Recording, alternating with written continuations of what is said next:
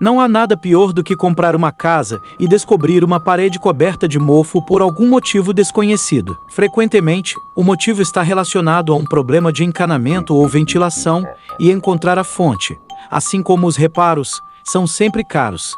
Livrar-me desse mofo não me custou muito. E, no entanto, eu gostaria que tivesse acontecido. Tudo começou uma semana depois que comprei minha nova casa, em um canto remoto da cidade. O proprietário faleceu e deixou a casa ao filho, que imediatamente a colocou à venda tal como estava. Procurando desesperadamente por um imóvel na região, aproveitei a oportunidade e, em muito pouco tempo, a casa era minha. A razão pela qual aproveitei a oportunidade foi que ele estava perfeitamente localizado para que eu pudesse continuar a me deslocar para o trabalho, ao mesmo tempo que estava mais perto da minha filha, de quem eu tinha a custódia todos os finais de semana. Ela até tinha seu próprio quarto no térreo, enquanto eu dormia no quarto principal, no primeiro andar. Na primeira semana foi estranho morar aqui, com todos os móveis do dono anterior. Havia aquele cheiro específico, você sabe, aquele que você percebe quando entra na casa de outra pessoa, lembrando instantaneamente que você não está em casa. Continuei me acostumando com o lugar com o passar dos dias, e também fiz um balanço de um cômodo não utilizado para descobrir o que faria com ele.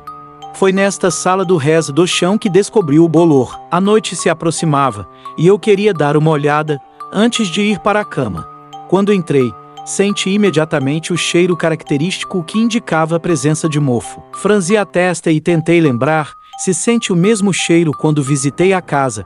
Parecia incrível que eu não tivesse notado, e que o corretor de imóveis tivesse conseguido esconder um cheiro tão forte. Dei vários passos à frente e olhei para todos os ângulos. A única parede que não consegui ver por completo foi a que estava à minha frente, pois estava totalmente escondida atrás de uma pintura gigantesca. Lembrei-me perfeitamente da surpresa de ver esta pintura.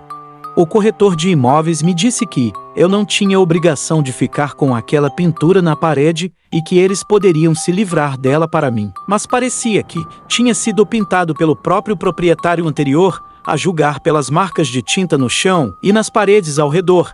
Então pensei que seria desrespeitoso da minha parte. Não faltou charme.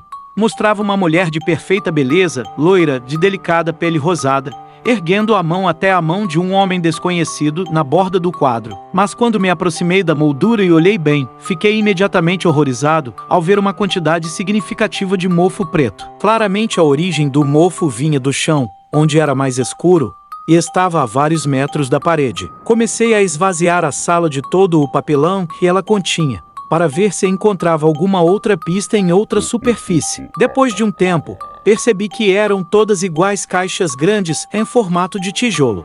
Estava quase vazia, mas ainda sentia um odor desagradável em alguns deles. Mas o que realmente me perturbou foi quando tentei levantar uma delas perto da parede e percebi que ela e as outras duas caixas próximas a ela estavam conectadas a um tubo de plástico que corria para um buraco na parede. O que havia nessas caixas, e por que elas estavam conectadas a tubos de plástico que iam para sabe-se lá onde? Senti o ar gelado soprando do buraco na parede e engasguei. O cheiro de mofo era particularmente forte ali, a ponto de me deixar enjoado.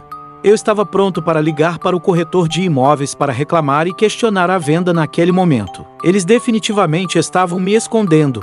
Mas antes disso, pensei que seria melhor ter o máximo de munição possível. Então decidi continuar esvaziando a sala para ver se alguma outra área tinha mofo. Esvaziei toda a sala e agora pude ver todo o carpete bolorento que estava estendido no chão sob a luz amarela da lâmpada no teto. Decidi fazer tudo e usar o bastão de luz ultravioleta que comprei para detectar os problemas de umidade que tive em minha antiga casa. Poucas pessoas sabem disso, mas esse tipo de luz detecta mais do que apenas sangue e outras marcas nas superfícies. Eles também podem detectar mofo e umidade. Apaguei a luz do quarto, mergulhando na escuridão total, e acendi o bastão que tinha na mão. Eu esperava ver marcas parecidas com poças de água nas paredes, mas o que notei em vez disso me congelou no lugar. Havia marcas por toda parte, mas não nas paredes, no chão, e as marcas de gotas e esguichos que pude ver começando do centro em direção à porta definitivamente não eram marcas de mofo ou umidade. Na verdade, eles me lembraram marcas de jato de sangue. Franzi a testa, concentrando minha atenção no centro da sala, de onde vinham as marcas. Agachei-me e passei a luz sobre cada centímetro da área. A luz do bastão estava vazando pelas frestas, e em pouco tempo percebi que, provavelmente, havia uma escotilha ali embaixo. Tateei com os dedos e finalmente encontrei o que parecia ser uma alça escondida no chão. Parei e a escotilha se abriu. Olhei para a escuridão abaixo de mim, mal iluminada pela luz em minha mão. Tudo aconteceu tão rápido. Era difícil acreditar que, ainda hoje de manhã, eu estava tomando meu café tranquilamente na cozinha ao lado, sem saber que aquele quarto escondia um alçapão no porão da casa. Eu não sabia porque o alçapão estava ali ou o que o dono anterior estava escondendo. Mas uma coisa era certa: a origem do mofo na parede vinha daí. Eu podia sentir o cheiro de água podre daqui. Eu admito, minha curiosidade levou a melhor sobre mim. Durante anos, eu vi fotos de pessoas encontrando armadilhas, portas, baús e coisas do gênero em suas casas, e todas as vezes fiquei fascinado por essas descobertas. E como todo mundo nos comentários, tudo que eu queria fazer era descobrir o que estava por trás delas. Acendi a luz da sala e tirei uma foto da escotilha, pensando que eu também iria postar a foto Anan e fazer as pessoas babarem. Não me pergunte se você pode ver esta foto. Eu apaguei com a lembrança do que descobri embaixo dele. Naquele momento, porém, eu estava todo animado. Poderia brincar de explorador e descobrir os segredos escondidos da casa. Peguei meu celular e liguei a lanterna, que foi muito mais eficaz que o bastão de luz ultravioleta. Desci os poucos degraus da escada de madeira e, quando cheguei ao chão, olhei em volta com a luz na mão. As paredes eram de concreto e pareciam sólidas. Havia apenas um corredor, que levava a uma porta de ferro a 2 metros de distância.